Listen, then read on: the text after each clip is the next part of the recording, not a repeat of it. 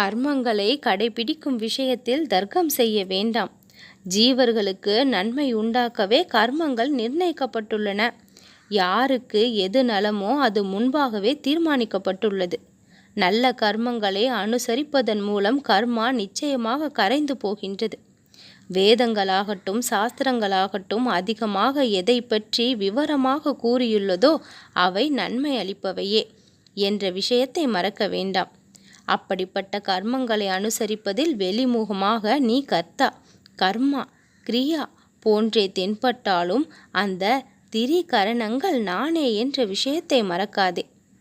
கர்த்தா, போக்தா, சம்ஹர்தா என்ற 3 காரியங்களும் நானாகவே இருந்தேன் என்ற விஷயம் உன் மனதில் இருக்கும் பொழுது பலனுக்காக சகஜமாகவே நீ ஆசைப்பட மாட்டாய்.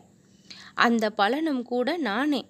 ஆகையால் எப்பொழுதும் என்னையே நினைத்து தாம் செய்யும் காரியங்களை எனக்கு அர்ப்பணம் செய்து யார் காரியங்களை நிறைவேறுகிறார்களோ அவர்களுக்கு என் உதவி, கிருபை, இரட்சணை எப்பொழுதும் இருக்கும்.